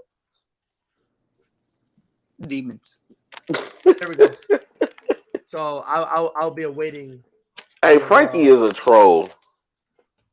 Just want y'all to know that. Bro, I'll be back. I refuse to go into your trollism. Bro, I'm a fat, sexy, hairy troll, but you know what? You still love me. I do love you, Frankie. You're Frankie the Yankee. Who cannot love Frankie the Yankee? Exactly. The Yankee. Exactly. That's a good one. That's actually runs. But speaking of, because Rob, he brought up KD, his partner in crime, Kyrie, probably on the way out. Is he going to reunite with LeBron? I hope. I don't know. I don't know what he's doing. But this is a question I want to pose to all you guys. And this is the question I have. We'll start with you, Rob. Let's say Kyrie leaves Brooklyn. Let's say they continue on their impasse and they have no idea and they split ways. Should his next move be focused on winning a ring, cashing in for money, or should he go to a place where he can spend a couple years to kind of fix his reputation around the league? Because he could hoop, but his availability has been the main question. So should he focus on the ring? His next step should be about the ring, about the money, or rehabbing his reputation as not being available? Well, first of all, we know Kyrie doesn't care what people think about him. But he needs to about the teams because he wants a max contract and no team's going to give it to him. I don't really think he cares about basketball at this point. Kyrie's made money. He's won championships. Championship. If I'm not allowed to say championships about Paul Pierce, you're not allowed to say that. No, you're right. You're right. It's a ship. He won a championship. He got to play with LeBron. He's kind of got to do whatever he wanted in the NBA. I've never seen that where a player can just say, I don't want to be there. Well, you know what? Derrick Rose pulled that one time because he left with a haircut and came back with dreads. But Yo, he not lying. Nah, straight up. I remember that. Yeah. Yo, that's my favorite clip. And y'all welcome him and open on. I've been 24 hours. Kick rocks, I say it. But honestly, what I honestly do think is that Kyrie, if he does leave Brooklyn, he should publicly apologize to Kevin Durant. He should publicly apologize because he is the reason that you are there. You're the reason that he's there. You're the reason he's in Brooklyn. I get what you're saying, Frankie, but that'll be the biggest slap to the face of cake. Think about that. You left Golden State. You left a team. You left a team that was winning championships to go play with your best friend, and it totally went to hell. And at the end of the day, your best friend left you high and dry. That would be like the ultimate last kick in the ass to Did Kevin you see what Durant. KD said the other day? Did you see what he said about the Golden State Warriors win the other day? No, what did he say? He said that the Warriors did not need him to beat the Boston Celtics. They needed him to beat LeBron James. The CP3 Harden CP3 Harden, yeah. I don't know if he really said that. I don't think he said that. Did. I think he did because he's such an asshole like that. But you know what? Even if he did say that, he slapped back at Barkley. But even if he did say that, all of his statements are that you can't really look at them as true, because at the end of the day, the Warriors won before him, and now they won after him. And you didn't even make it out. You didn't even make it out the first round, and to make it so bad, they beat the team that swept you. They beat the team that swept you. But let me defend KD here for a minute. Go ahead. I never thought I'd see this day. No, what pride? No, it's not. I can't believe it. I can't believe I'm saying that. But I think at some point, we need to look at Golden State and call them a bunch of bitches. Wait, what? We have to, because after they lost, they all flew to see this man. They called him and said, "Where are you?" Katie was like, "Oh, I'm cool here. Why? What's up?" The Hampton Four, whatever whatever they call it, the Hampton Five, or whatever they want to call it. They all hopped on a plane and flew to this man. Mm-hmm. And when they got there, begged for him. I don't think they begged. I'm gonna say this one more time. Begged for him. No, because he called and he answered the call, and he was like geeked to answer the call. He's like, "Oh, you guys want me? You guys want me? Really?" KD answered the call, and like I said, if you want to knock him for that, I'm with you. KD answered the call. But if Steph don't pick up that phone without Klay's blessing, without Iggy's blessing, without Draymond's blessing, without Steve Kerr's blessing, if he don't answer that call, KD got no phone to answer.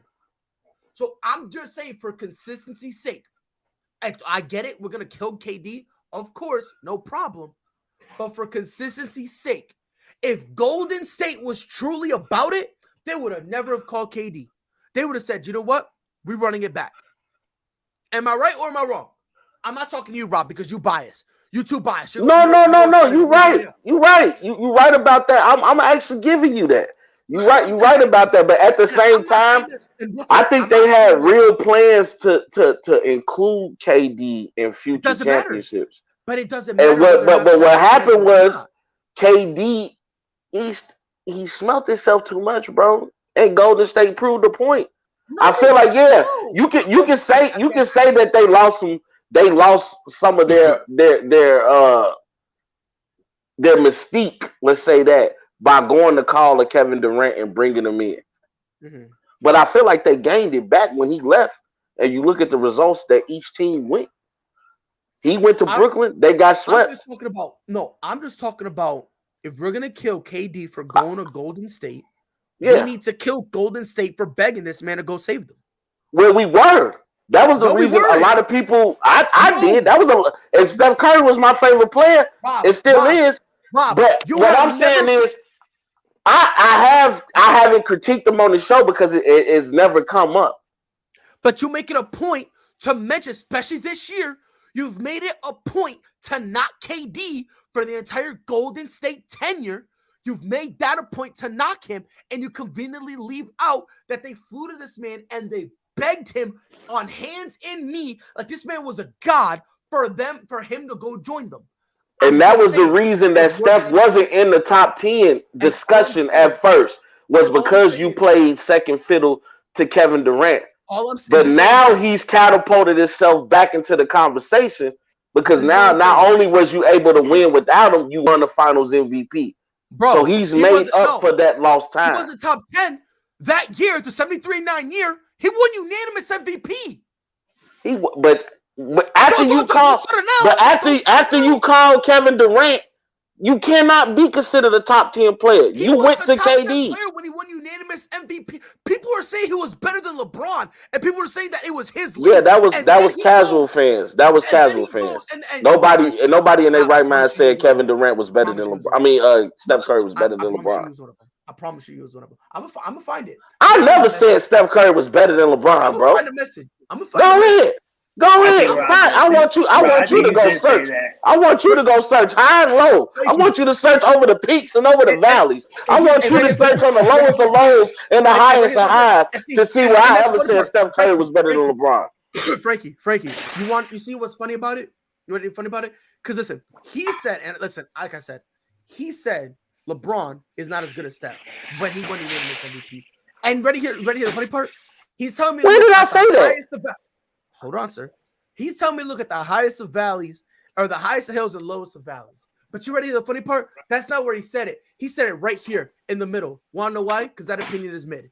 That's where he said it. So when did I say that Steph Curry was better than LeBron? I don't want to hear it. When did I say Steph Curry was better than LeBron? I'm gonna find it. And when I need you to find that. I need you to find that. But it'll take some time. Because I've always said LeBron is a Mount Rushmore player. See, all I'm saying is you said it. That's it. But I didn't say it. I didn't even say it. I wasn't even on ASAP when they were winning. Listen, what, Frankie? We gonna catch. Go find it. We gonna catch him. But here's my only thing: if we're gonna kill Kevin Durant, we gotta kill Golden State some too. We have to. Guess what? They're winners. Hey, don't get it twisted. They are. No, they are. Plugged up. But if in those 2 years we're gonna say Kevin Durant did, Kevin Durant sold out, whatever, we need to look at Golden State. You just went 73-9. You had a unanimous MVP that people were saying was one of the best players on the planet, and you had him groveling, begging, demanding Kevin Durant come save us. So I'm saying, I know you're a Golden State fan, Rob, and I know it hurts you to say it. I know it hurts you to hear that. All I'm saying, if we're going to kill KD, we also got to kill Golden State some too. That's why KD coming to Boston next year. Don't do that. Don't do that. Don't do that.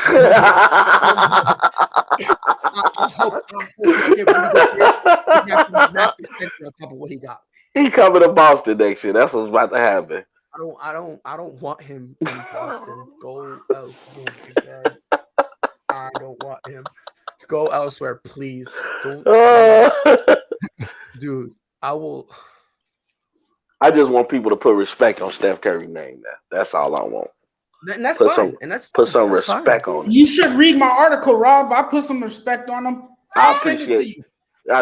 Thank you, John. Send me that, brother. And that's fine. You could put respect on him. You could put respect on him. I don't mind that. That's fine. Because I feel like people are quick to like crucify, bro. But they don't give that man no love. What the hell is going on? Steph Curry only gets love outside of Golden. He don't get no love outside of Golden State. Nope. Love outside of Golden State? Nope. Everybody always trying to kill that man. He does, but then they praise other guards and not him as much. Because he's not the only good guard in the league. What are we doing here? He killed all the good guards. What are we doing here? That's why Dame Dollar lost some of his mystique. Because he kept having to see Steph, and Steph kept putting them boys. No, it's because he's hurt. He was hurt, and then Portland shut him down because they suck. What are you talking about? Steph put them boys to sleep. He was giving Steph buckets. Let's look at Portland's record against Golden State. I'm just saying, in that one-on-one match. Do you see the eyebrows? I see what Rob's doing now. I see what Rob's doing. You see the eyebrows? Because that's a lazy out. Because of course, Golden State always had the better team. Golden State always had the better team when comparing them to Portland. Man, wasn't nobody saying that when Portland was telling OKC bye-bye. Bye-bye. Wasn't nobody saying that. What are you talking about? Wasn't nobody saying that. They beat OKC, so why would they talk about Golden State? No, I'm saying everybody was talking about how great Damian Lillard was. In that series, he was. Yeah, and then you go against them. Then you go against them boys. You go against them boys. And he still had a great series. Sleep time. Dame balled out. Let me show you my camera again. Sleep time. Dame balled out. No, you're ignoring the point, and you're now relying on a little cheap tactic that Steph uniquely came up with. Meanwhile, it was done for millennia. The pride and Rob takeover. No, I'm just saying, like, no, because pride always try to come at my boy. No, Jonathan. This is what it is. This is why Steph will never, ever get his legitimate, like, in terms of all time. This is why Steph always has haters. This is why. Because every time you try to give somebody an inch, you got people like Rob who take it and try to go a mile. Guess what? And every single time. And I'm going to keep doing it. Every single time Steph has his moments, people like Rob want to gloss over it and pretend it never happened. Every single time Steph stumbles, people like Rob tell you he didn't stumble. He was a little tired, so he was skipping. Every single time Steph doesn't show up, you got people like Rob giving him nothing but excuses. Every single time Steph gets scared to play defense and fix an injury and goes down and goes, oh, I'm hurt. People like Rob say he really was hurt. But then if Luka Doncic did it, John Morant did it, anybody else in the league did it, we're killing their name. But because it's Steph, people like him are going to defend him. This is why Steph will never, ever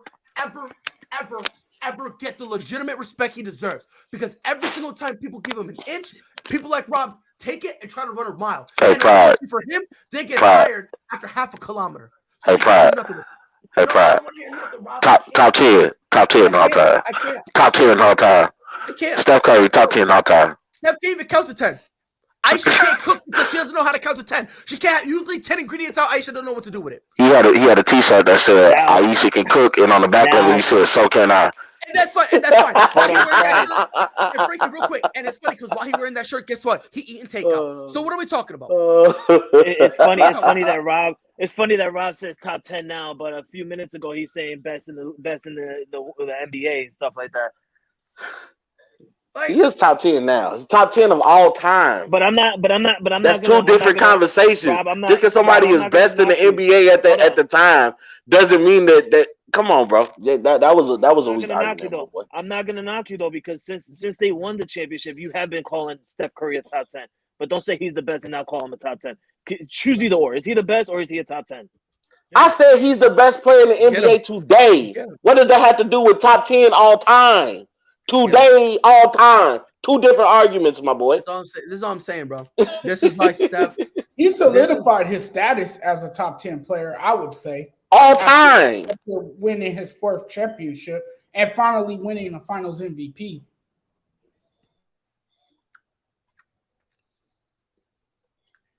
Talking about this big toe loser.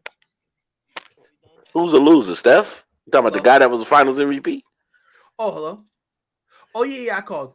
Yeah, I got two guys who need to be locked up in a loony house because to call Steph Curry top 10 is completely and utterly absurd. Completely and utterly absurd. Pride, name your top 10, Pride. Could you name your top 10, Pride? Could you name your top 10? Watch out, immature movies.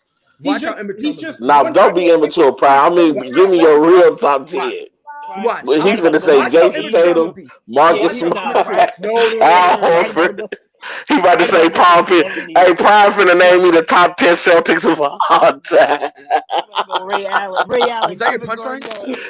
Hey, Prime finna say Paul Pierce, Ray Allen, Rondo, Tatum, Brown, Frankie, real quick. Larry Bird. Did your team finish over 500?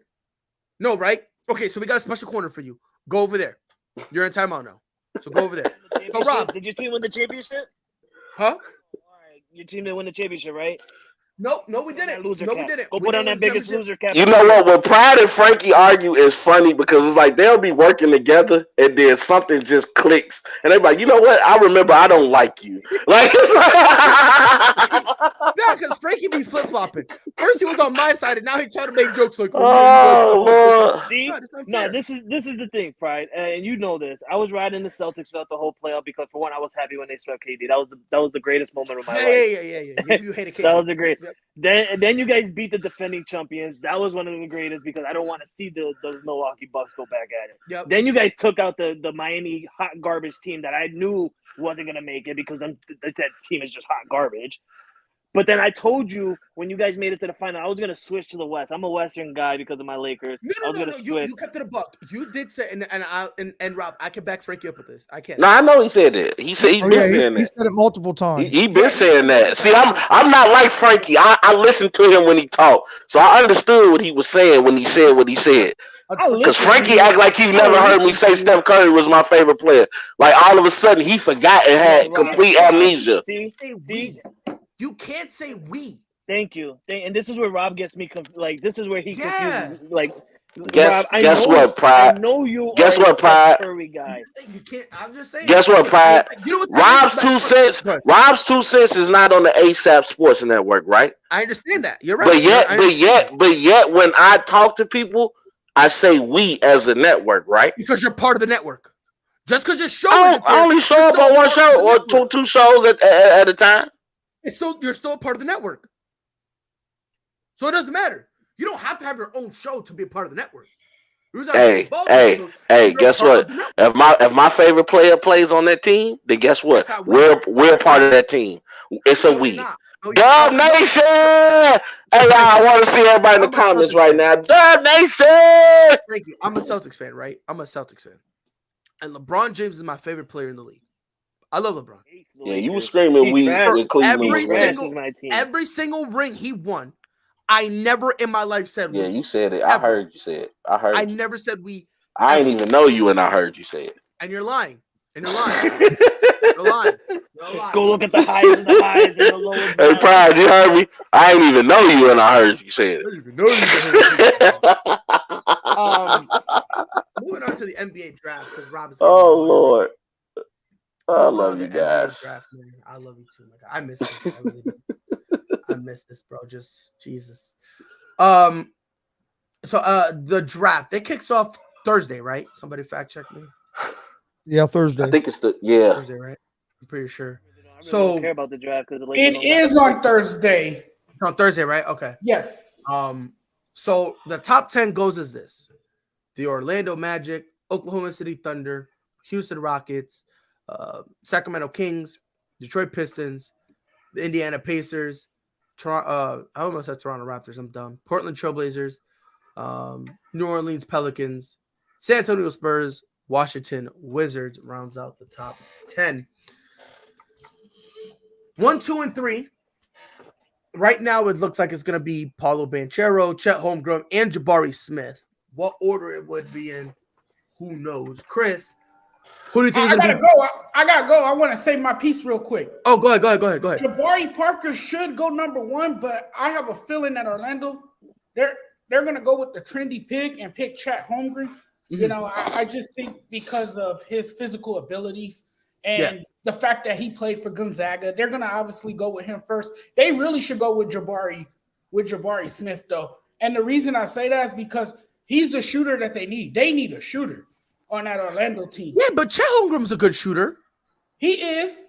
Or are you kind of thinking that Jabari Smith is a good shooter and he kind of does have a little more of the better body? Right. Okay. So that's why I think they should go with him number 1, but I think they're going to go with Chet Holmgren. And then number 2, the Thunder are probably going to go with Jabari Smith. Okay. If he's available. Okay, cool. All right, bet. But what's the rumor we've heard though that Orlando is thinking that maybe Banchero can offer more. Banchero actually fits better with the Thunder though. I was thinking that same thing. I was like, I think, in my opinion, I think that's how it's going to go. I think Chet's going number 1. I think Paulo's going number 2. I think Jabari Smith is going number 3. That's just because, I don't know, I something about Paulo Banchero in that Thunder system, him and Shai Gilgeous-Alexander. And Josh Giddey. And Josh, I feel like that's a perfect spot for Paulo. I could be bugging, but well, I can't be too bugging because Jonathan, you're agreeing with me, right? That it kind of does seem like Paulo is like with the Thunder, he would be the best fit. But I was actually gonna agree too, but just switch up the first and second. I think Jabari's gonna go number 1 and Chet go number 3. Okay. He should go number 1. Jabari really should go number 1. I think Jabari Smith, Orlando's system better. Yeah, I do like Jabari Smith, but I said before, I think Chet Holmgren is gonna go number 1. I think there's a combination of things. I think it, like you said, Jonathan, the trendy pick. You know, as of right now, the most known guy in the draft is Chet Holmgren right now. Holmgren, he's the most known guy. So I think the trendiness goes in. And on top of that, the fact that, he could run the floor. And I think that matters a lot too, especially when a lot of teams want to go small. A guy like Chet Holmgren, who's 7 foot tall, but not even 200 pounds, that fits a lot of what a lot of teams want to do, especially the young teams. They want a guy who can keep up on fast breaks, and more times than not, that means you got to sacrifice the size. And if you go, and I think, go ahead, Chris. If you go by the sports books, they did have Holmgren as the favorite to be the first pick. Now Jabari Smith is a -140 favorite to be the number 1 pick. Yeah, I think it's either Chet or Jabari. And earlier in the week, it was all Holmgren was number 1, and they had Manchera at 2, and then they fell to 2 and 3 now on the sports book. So, I mean, sports books they usually have somebody in them sports books usually have a pretty good feel of what's going on. Right. Yeah. But yeah, before you take off, Jonathan, real quick, let me get you one quick question before you gotta go. Do you see any teams trading their picks away for either a group of picks or a player or something like that? There could be a major shakeup, but I don't know. It's hard to predict. You don't really know until Thursday. Until it happens. All the moves start happening, and then that's when you see the major. Yep. Usually got to wait until that 11th hour. John, before you head out, John, do you think our Lakers are gonna try and do something to get a pick? Because we don't have a draft pick. Yeah, they're the Lakers. Put me down. So I think they could possibly, trade up and make some moves. They're the Lakers. They're gonna try to do anything they can to win right now, right? So they're gonna try to package a deal. I don't know who you could move to get a higher pick, but it'll be interesting. But I wouldn't be surprised if the Lakers do something on draft night. Not at all. And just let you know, you guys currently have no picks at all in this draft. That's what I'm saying. Yeah, we need to do something because we don't have no picks at all. So it's gonna be awkward. Honestly, I don't think you guys make any moves in terms of draft night. Because honestly, the position you guys are in now, you don't want to get a guy and develop him. You kind of want a guy that's already kind of set. Right. It's not a real deep draft. After you get through the first 7 or 10 picks, it's not a real deep draft, really.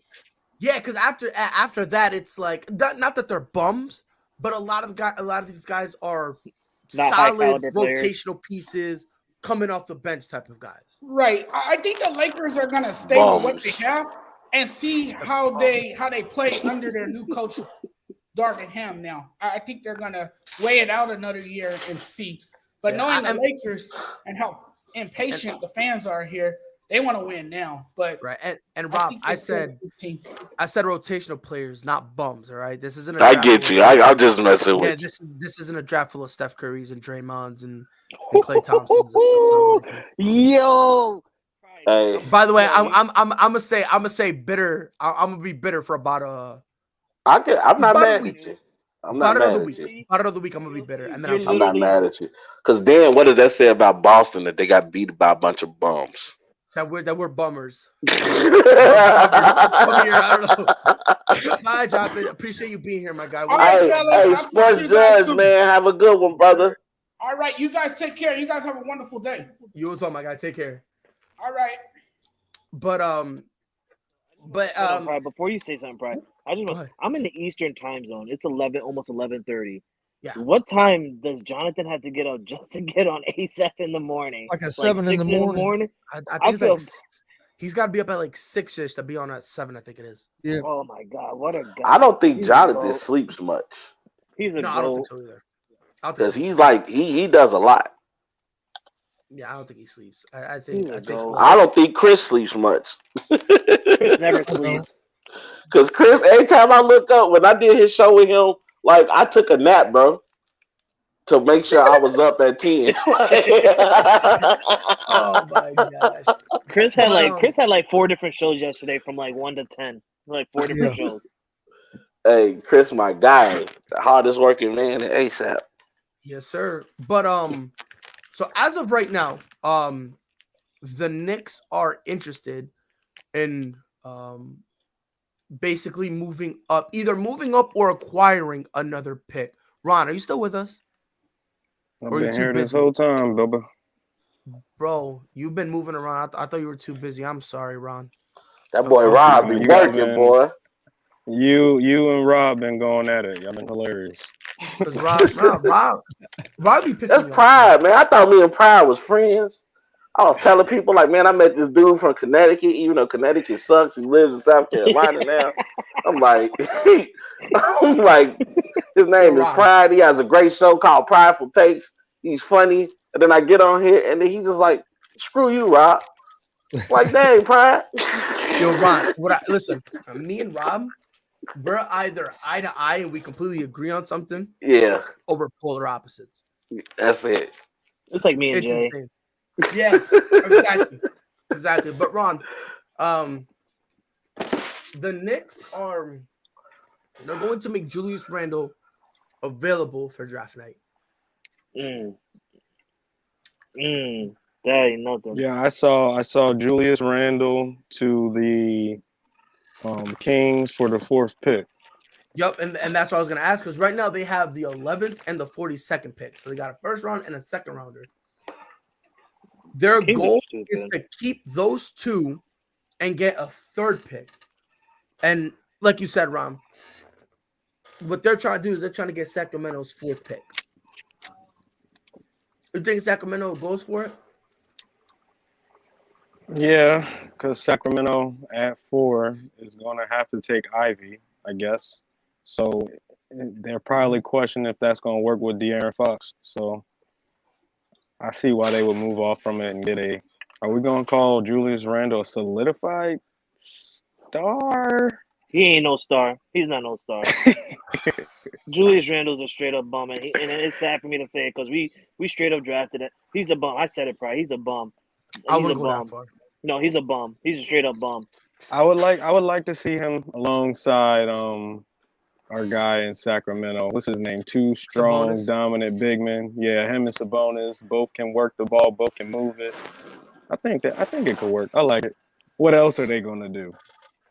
You know what the Knicks are? They're like the ugly girl that's last at the club, just waiting for anybody. They'll take anything at this point. Anything that's waiting for them. They'll settle. Robert. That was funny, Ron. He said the ugly girl at the club. The Knicks is desperate right now. They are. They need something because, like, they need star power because they are the Knicks. Yep. But it's like nobody really wants to go play for the Knicks. Like, you can have like it's pitiful over there. Nobody wants to play for the Knicks, and they're like, it's bad. It goes deeper than just the team. Like, that's a badly ran organization. Yeah, and that's why I don't. New owner.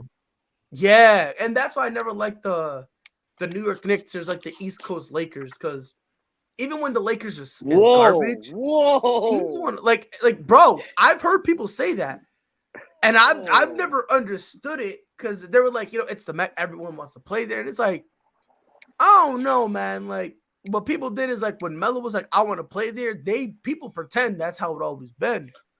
And I mean, they look at it like, well, Madison Square Garden is the arena that everybody wants to play in. And it's the arena everybody balls in. So they're like, no matter if you're good or bad, people always want to come to you. And it's like, well, not really. That's LA, sure. Like, LA was horrible. LeBron went over there, right? And then when he got over there, he managed to get AD to go over there, right? And then, as much as I hate to admit it, Russ went over there, right? Yeah. And, there's players who want to go there. Powell wanted to go there, right? Because the Lakers had that mystique. They win. Right. So, like, when I hear people say, oh, yeah, New York is kind of like the East Coast version of it, I'm like, it's like an East Coast dollar store version that got, like, taken out back, got 3 bullets put in his head, buried, and then it came like the back last to time. life. The last time they won, Phil Jackson was still a player, wasn't he? Yeah. Yes. Yeah. No. Yeah, it was. I don't think they won since then. No. Unless you talk about Walt. Did they win with Walt? No, he was coaching. Irving. Didn't they win with Irving? Yeah. They won with Irving in the 90s, I think. You mean early Ewing? 90s or something. Or No, Ewing, yeah, they my didn't bad. win with Ewing in the No, they- 90s. Or late 80s. In the They didn't 90s win with in the Ewing, 80s. in the 90s with Ewing, they'd put the Pacers out, but they'd always get put out by the Bulls in the Eastern Conference Finals. I think the closest the Knicks got was in that lockout year in '99, and then the Spurs beat them. That's when Tim Duncan got his first ring. Yeah. Damn, so you're telling me Pat Riley was their coach when the Knicks won? Well, when Pat Riley was their coach, unfortunately, they had to play against Michael Jordan. That is true. Yeah, yeah. Michael kept a lot of people from winning. A good playoff team, Riley there, but they couldn't. No, he didn't. He kept a couple people from winning. MJ kept a lot of people from winning, bro. So what you're saying is the last time the Knicks won a championship, all of us was not even born yet. That's all I'm saying. Okay, I got you. The Mecca of basketball hasn't been the Mecca for a very long time. Yeah. Until they get a new owner, I don't think they're ever going to get turned around. Yeah, nobody want to play for Dolan. Yeah. None of the big free agents are going to want to deal with that owner. So until that happens, I don't think the Knicks will ever get back to. That's why I say Carmelo is going to make the Hall of Fame, but like literally, like you're going to be known as the dude that chose money over ring. Well, look, like you chose the Knicks. Like you didn't just fall there. You didn't happen to get placed there. Like you was like, that's where I want to go play. Well, look, Irving and Durant chose Brooklyn over the Knicks. The rumor was they were going right. They didn't even want to go to the Knicks. Where they were going to go, but they went to Brooklyn instead. They didn't want to go there. But look at what the Knicks done. Like Julius Randle is so fair, and even though I know Julius Randle, sometimes I question his heart. But like you're getting booed by your own fans. Like that sucks. Like the Knicks I don't know, man. Look at it. Frankie is from New York and he don't even rock with the Knicks. I don't know. I fucking hate the Knicks. I hate the Knicks. Honestly, and it's sad for me to say that, I like no lie. Part of me wants to like the Brooklyn Nets because I'm from Brooklyn, New York. That's my hometown. You just hate KD. But I hate KD, and I'm not no person that likes another team. Like I don't like another team, but like that's my hometown team. But I can't rock them because for one, KD's there. I fucking hate KD. I wish he can break his knee. I hope he has a sore calf next year. He can't play half. Lord Jesus. Like that's how much I hate KD. The following thoughts are not thought by everybody from the ASAP Network. No, this following thought is followed by everyone at the ASAP Network. We all want KD to have a hangnail and rip it off and then right. You got to do like Pride does. Like Pride doesn't wish injury on Steph Curry, just inconvenience.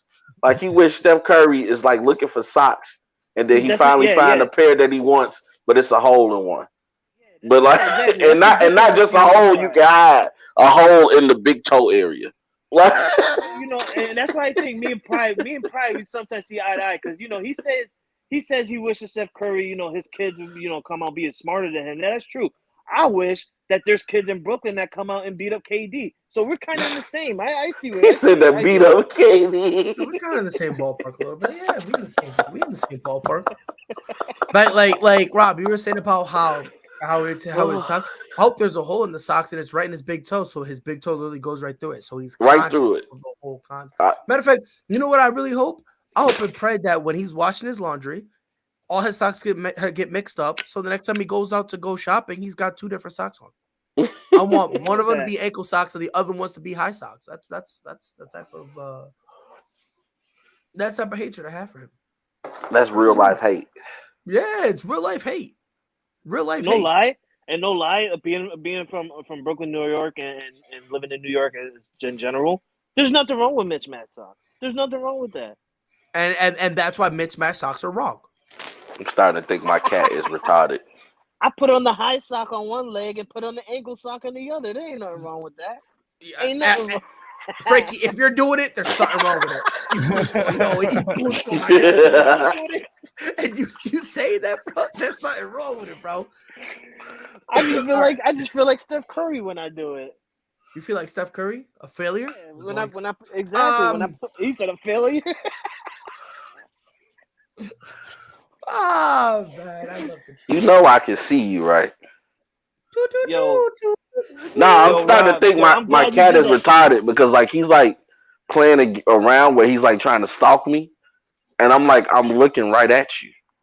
I'm glad you did that. Yo, Rob, are you a big CM Punk fan? Of course, You like CM Punk? Chicago made Punk. That's my boy. Rob, you're my boy. Rob, you're my boy, Rob. CM Punk is the voice of the voices, man. You ain't heard? Oh my lord. Not Straight, anymore. Not anymore. That goes straight to MJF. edge. That goes to MJF. Hey, you know what though? Can I say this though? Yeah, MJF he did have a great pipe bomb. I think that's what AEW needed. Excuse me. He didn't have a pipe bomb. He had an atomic bomb. Okay, whatever kind of bomb we want to call and it. I drop nukes. Like if you gotta call it a nuke, it's whack. Shut up. Hey, Go to your corner. you didn't like MJF Pride? No, Yeah, he's a John Moxley dude. Wow, dang. Oh, here you go. No, I get you though, but what he said. Wrong show. It was what he said. It was what he said to me, like that made me like. No, and this is just. He's like, why don't you hire another WWE guy? I'm like, Lord Jesus. I'm gonna tell you what, because they're better than you. That's and it. You know it. Like when he was doing that whole Midwest thing, when it was like Skyline Chili, mid. When he was doing that whole promo, he had an invisible mirror in front of him, and he was calling himself mid the whole time. Like, sure, he could talk sometimes. You know who else can talk? Bobby Lashley. You mean Bobby Quinn? But do we want it? Bobby who? Bobby Quinn. He's a mess. That's Bobby Quinn right there. He got the same tights on. What was that SummerSlam of last year? Yeah. Like, bro, he's doing what I do with my underwear. Like, he just never changes them. He goes to sleep with that thing. I promise you. Hey, I feel like sometimes that's where you can see the trajectory of a superstar. Like if you're still wearing the same trunks, you're not going anywhere. And the thing is, if it's black, I wouldn't care. Like, because like when he was a champ and he won the black ones every week, I didn't care.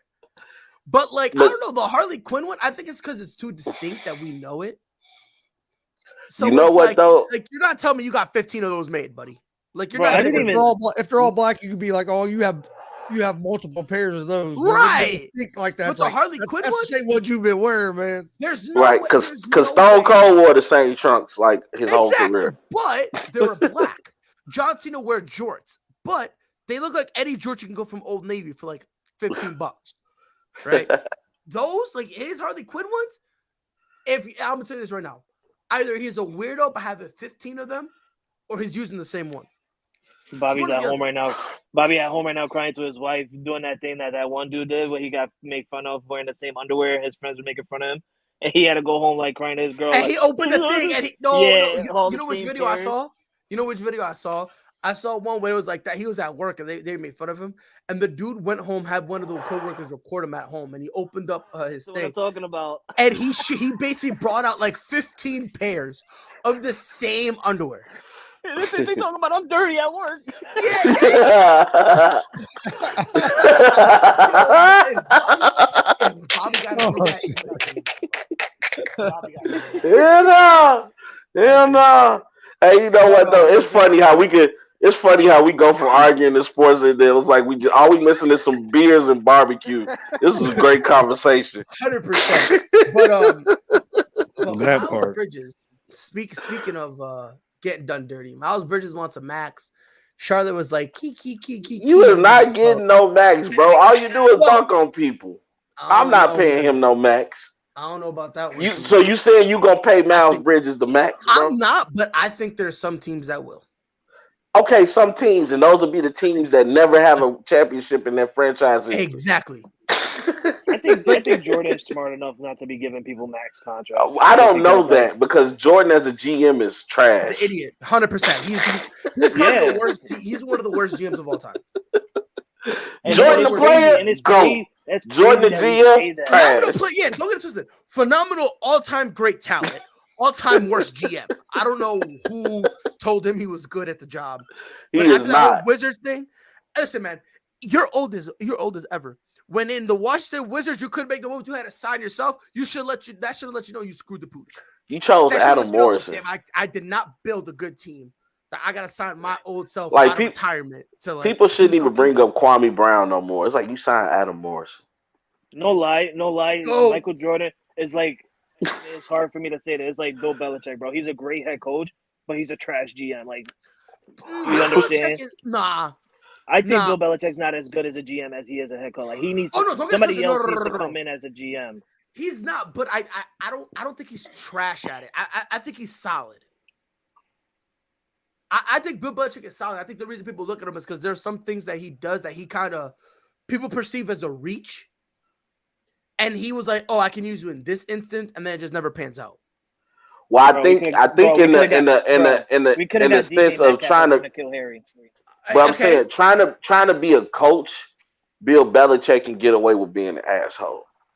But when you're a GM, you have to mingle and talk, and that's not his strong suit. People don't understand. Bill Belichick literally he has a lot in his hands, bro. A lot. He lost Tom Brady, so like he's rebuilding to get back to where we were at in the dynasty. Dude, you had me at he lost Tom Brady. That was the biggest loss of his career. Yes, it was, bro. Cause Tom Brady went and won another one. He went another one, and he's still playing. And you know what? Like I said on the afternoon show yesterday before I got on the plane, I got the Buccaneers to win the Super Bowl this year. I'm tired of saying this, Pride. I'm gonna say it one last time. Tom Brady left the team to go to a team that already had players that were, he went to a team that was just missing him. Right. Basically, yeah. That's literally what he did. He went to a team that was missing him. Exactly. That's all they needed. That's all they needed. They already had all the pieces around. They had great receivers. And hold on. But he did bring Gronk out of retirement, so he bought a package deal. At that time, New England didn't have the weapons around. Chris, we didn't have the weapons or the money. You want to know why? Yeah. Because we were giving our money to players around Tom Brady for like 1 year. That's it. Yeah, they was killing me. I'm looking at Robert Kraft like I know you done sold enough cheese in your life to pay these people. Yep, but back to Miles Bridges. He wants a max. Ronald, dude. First of all, Rod's shaking his head already. Oh Lord, Jesus. He's not a max player. All right. Do you see anyone? Hey, I love to look, Rod. BS this way. I was like, all right. Rod was like, look, I'll entertain some stuff. This is not one of them. Do you think any team reaches and gives him a max? Oh yeah, there's some desperate teams out there. I could see maybe a Detroit. We were just talking about one. Detroit, the Knicks, the Rockets, and it would be smart for them teams too. They got a young squad, pay for him. By the time his contract is up, your young guys will be ready for their prime. So he should get his bag. Yeah, he would be in his prime too because he wants a 5-year deal, and I think he's 24 right now. So it'll basically his contract will be up when he's 29. So he could go out there and get another one. I'm Rob, definitely doing that.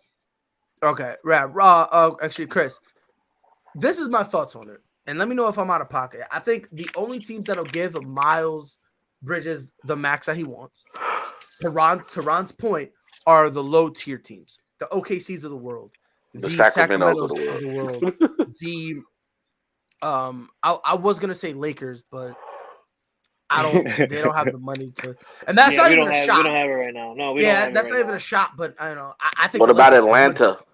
Like, what about Utah? Him and Trey. Utah won't give him a max. I think Atlanta might explore that because you don't need Miles to be. John Collins is about to be out. Right, but you don't need Miles to be number one. You got Trey for that. You just need somebody to take attention off Trey. I think they focused on getting a big man though. I like a Ayton. I really like a DeAndre Ayton, or try to keep John Collins and try to get like a JaVale McGee, someone to kind of come off the bench as a big man. I could even see a team like the Pacers, reach and do something like that as well. Yeah, like the Pacers, the Rockets. I think a team that's like Spurs. Spurs, like a team that's just kind of like trying to get young guys and just trying to rebuild. But I think if he wants to win anything, I don't think any teams that made the playoffs, in my opinion, including the Hawks, I don't think anyone's giving him a max. Chris, am I out of pocket for thinking that, or do you think that like there's some playoff teams that will be willing to give him a max? No, I think you're right on. I don't think any playoff teams will be willing to give him the max. I think if he wants to be on a good team, he's going to have to take a little bit of a pay cut now and then try to get your max later on. Right. If he's going to get his Exactly. max right now, it's going to be on a team that is not a playoff contender. If I'm Charlotte, I'm trying to go convince ahead, him Ryan. to take less. I said if I'm Charlotte, I'm trying to convince him to take less because they have to sign him. They can't just lose the asset, or they have to get him to do a sign. Stop, bitch! I'm sorry, y'all. You damn cat. Oh my god. We do not condone that language here at ASAP Network. We apologize, ladies and gentlemen. He was talking to He just called his female cat a female Pride's dog. first day back, he's already going to get a call. He's already going to get a call from Freddie. Like, what in the world? No, because he just jumped up on the couch. After today, Pride gonna go on another month sabbatical. Like this is why I can't come on ASAP in the morning because of Rob. Oh, dear Lord, have mercy, bro. My bad, y'all. My bad. Don't apologize to me. I accept it, bro. Fuck, I accept it. I curse all the time. It's Pride. Pride gonna go to the principal's office. No, man, you know, sometimes animals, they bad as kids. You be like, sit the fuck down somewhere. You know what I'm saying? Ron, what was you saying, bro? I said Charlotte's gonna have to resign him or do a signing trade because they can't lose the asset. 3 years, $30 million. Yeah, that's what he's asking for. No. He wants like a 5-year, 172. I think it was. I might do 3 years. 3 years, 50? 30 a year. I do 50. Nah, I always $50 billion. See, for me, like if it's somebody like this that wants to get a supermax deal, and you know that you need to show off or whatever to show them that you deserve that money, I'll give him like a 2-year deal, probably worth like 20 mil, maybe even 15 mil, to be like, listen, if you're not gonna show off, this is why I'm giving you this cheap money. So if you want the 175 for 5 years, bro, show me that you want it within the next 2 years, and then I'll come at you with that. Sorry, I was reading the sign. You're gonna have to show me that you want that money. You know what though? I feel like if you haven't been an all-star, you can't ask for max money. Exactly. You can't ask for max money. You're not an all-star, dude. Like what contribution have you made to a team? Like I get you can dunk. You have some nights where you can go off, but dude, like nobody fears Charlotte, and honestly, people watch Charlotte for LaMelo. They don't watch for Miles Bridges. I don't watch it for Melo either. The hell with I watch it for LaMelo just because I know he gonna do something. I'm gonna be like, whoa, that was nice. Like, you know why I watch Charlotte? I think LaMelo is starting to lose some of his mystique because now I think at first it was always, man, he's young. If he can put it together, man, he gonna. But like after a couple years in the league, if you're still doing the same thing, then it's gonna get to the point where it's like, okay, we can't keep giving dude excuses. Pride, how long has he been in the league? Who? Miles Bridges. 4 years? Yeah, he's had enough time to prove something. And not one time he's been like he hasn't gotten anything, right? No defensive player of the year, nothing. No, I don't think so. And this was my problem with him. Before this year, if last year he would have come and said, I want a max, everyone's laughing at him. Because listen, his rookie year, 7 points, one assist, 4 rebounds. Solid. Per year? That was his rookie year. Yeah. 7 points. Okay. I mean, that's not bad. His second year, 13, 1 and 5, 13 points, 1 assist, 5 rebounds. Not bad. His third year, 12 points, 2 assists, 6 rebounds. Right. Solid. This was his breakout year. Then this year was the breakout year when he's giving you 20 points, 4 rebounds, 7 assists. Right. You can't ask for max money with that. You can't do it after one. In my opinion, you can't do it after 1 year. Yeah, I say give it like another year, maybe 2. If you put up those numbers for another year or 2, then you Right. can ask for that contract. That's what I'm saying. See, people look at Otto Porter and they like, oh, well, he got the $100 million, you know, at a time where they really wasn't giving out those contracts or whatnot. But also, you got to look at Otto Porter had put in some work. Like, and that's what upsets me with some of these players. I say I have a saying that when you're young in the league, you chase your championships. To where when you get older, you start chasing your money. So real quick, couple things. First of all, the Lakers are considering trading Russ to the Hornets, and the Hornets are open to it. To what, try for to LaMelo? No, well, no, it can't be for LaMelo. They're just doing it so that way they can try to make some more moves to more room to get Miles Bridges. Another thing, Alan Lazard is the favorite in terms of the odds to lead the Packers in catches. LOL. This is more important. I like how he just threw that in there. LOL. LMFAO. This right here is more important because this has huge ramifications for the Cleveland Browns. Deshaun Watson has reached confidential settlements with all but 4 civil lawsuits that were filed against him. Wait, hold on. Repeat that. Wow. Deshaun Watson has reached confidential settlements with all but 4 lawsuits that were filed against him. Oh yeah. 22 or 20 Dude, it was too many females to say that he didn't do at least something that somebody said. Sounds like that's what sucked, because it was like you wanted to believe him, but it's like, dude, when you got like 60 women kind of with the same story. Does this affect the NFL's decision on what kind of suspension he's going to get? Yeah, he's not playing. He's not playing. No, you just kind of just said I did it. But at the same time, I think it helps him because here's the thing. You say, Rob, that you paying them off means you're guilty. Here's my retort to that, and this is what his lawyers you thinking he paying them off, so shut up. On.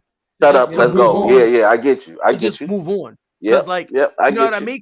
Because you can go and say, look, they took it to the grand jury.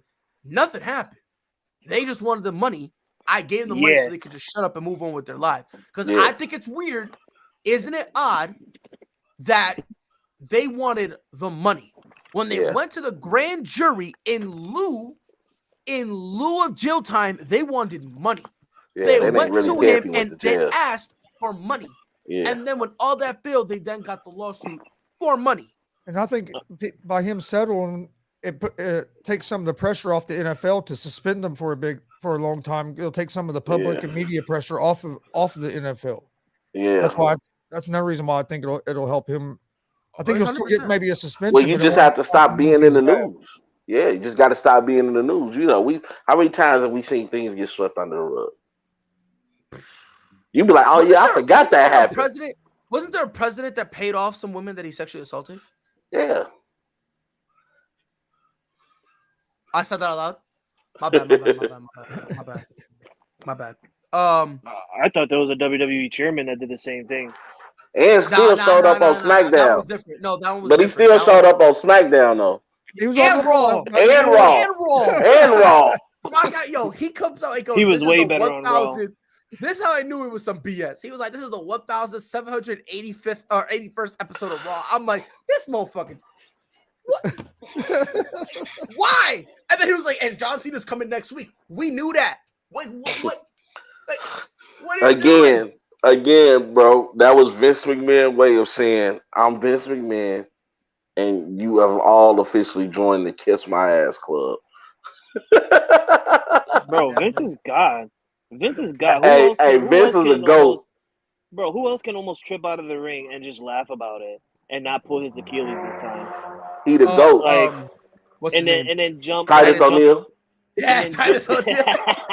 No, that's different. Titus tripped on the rope. Nah, Titus was sliding home. Yeah, like he thought he was a baseball player for Titus was sliding home. Fact. But listen, my thing with the whole Deshaun Watson thing, bro. I feel like he was sliding home too. And this is him. Oh my Wait, this is oh my God, John. Oh, what happened? Tanahashi. And old ass motherfucker. What kind of suspension do you think he's going to get now with this happening? I'll be honest. I'll be couple games. Honest. I think now we're heading to like no suspension. 3 to 6. 4 females. 4 weeks. Honestly, I don't think he should get suspended myself because he hasn't been proven guilty of anything. Frankie, say that one more time. Talk your stuff, Chris. 4 females, 4 weeks. That's probably what the NFL is gonna do. No, but listen to what Chris said. Yeah, I really don't think he should be suspended because he hasn't been proven guilty of anything. But that doesn't matter. That doesn't matter. It's their code of conduct. Yeah, because it's a code of it's an awkward code of conduct where if you get accused, you're automatically guilty. Hey, all I know is that's bullshit. If I'm Baker Mayfield and he able to play this season, and as soon as he come back, y'all kick me off, y'all better pray he don't get injured. You better pray. Because if you got to come back to me to get back in the game, I'm injured too. I'm not playing. 100%. I'm not playing. I'm injured too. I didn't feel my big toe on the bed. Pride already said it many times. What the hell has happened to him? He's going on the field. He's taking what do you say? You going on the first down and you faking an injury. First down. That's what I'm doing. First down. That's what I'm doing. First down. That's what I'm gonna do. Ready? I'm gonna lie to him too. I'm gonna be like, you know what, guys? Bygones be bygones. We're gonna put this whole thing behind us. Let's move forward and let's all be on the same page. Unfortunately for these motherfuckers, I told them page 67. I'm on 69 giggity. I'm in a different book, in a different library, in a different county, in a different state. Matter of fact, I might hop on the Jeep. I might hop on a plane and be in a different country.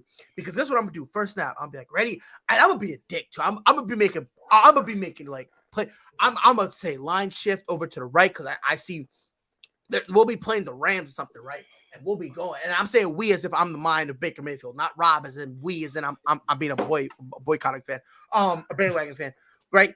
I'm be like, oh yeah, move over, right? I'm gonna see Khalil Mack. We're gonna move. We're playing the Chargers. We're gonna move over Khalil Mack, right? Move him over, right?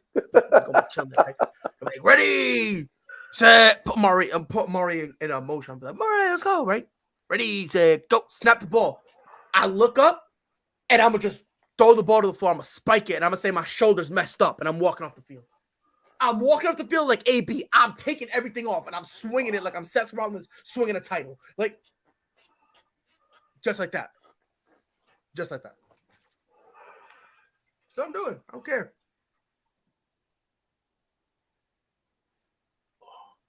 I don't care. Hey, I'll tell you this though. If Deshaun is able to play, I know the GM for the Cleveland Browns is wiping the sweat off his brow right now. Well, that whole Browns organization is. Whew. Lord Jesus, y'all almost had me. Pride, you on mute. They're like, Lord Jesus, you almost had me. But yeah, no, it's crazy. They still not gonna win nothing, but you know. Hey, let me ask y'all this: do you think the winner of the Super Bowl is coming out of the AFC West? Bro, that we're gonna have to have that conversation for tomorrow. That's the conversation we're gonna have for tomorrow because I'm trying to end this strict. I'm coming back and I'm ruling this joint with an iron fist. Ladies and gentlemen, it's been ASAP in the morning. ASAP. Half of everyone that was here: Dustin, Mike was here, Jonathan, Ronald, Robert, Christopher, and Franklin. It's your boy Pride. We'll be back here tomorrow morning, 10 a.m. Eastern, 9 Central, to babble more things sports. Until then, y'all know what to do. Be safe. We go. Whole sports all plays. Whole sports all plays. Whole sports all plays. 365, we making a plays. You talking the game, get you through the days. Behind the court, the dime in the lane. Variety topics living the same. All presentation, sports information. In the airways, taking the nation. Sport all plays, like working your faces. Grace at the field, so tie the laces. Whole sports all plays.